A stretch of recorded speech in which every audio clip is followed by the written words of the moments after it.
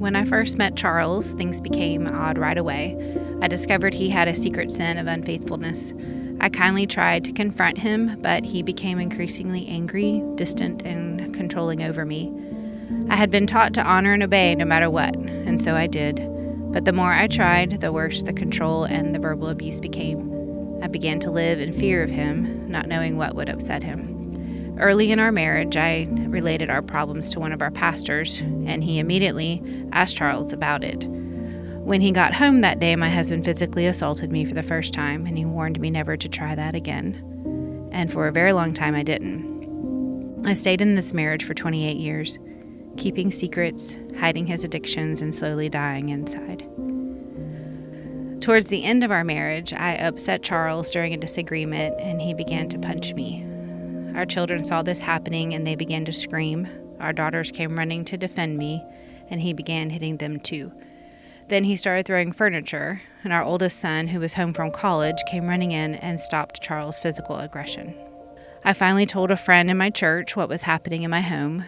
She sat with me as I repeated the story to our senior pastor, and I was met with tenderness, concern, and love.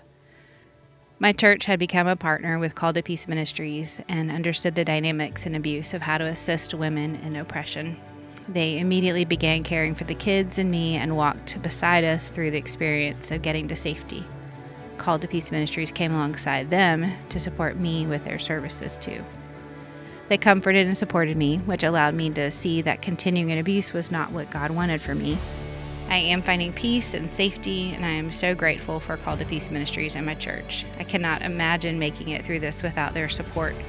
They changed our lives and helped us find the peace we desperately needed, but more than anything, they drew me to Jesus and helped me find Him in the pain. Called to Peace Ministries exists to provide a compassionate, comprehensive, and Christ-centered response to those impacted by domestic abuse. Called to Peace Ministries, that is one of the reasons that we exist, is to help restore women that come through our ministry, restore them to God. We help equip pastors and church leaders to know how to come alongside and support those who are oppressed, as well as providing accountability to those who are oppressing.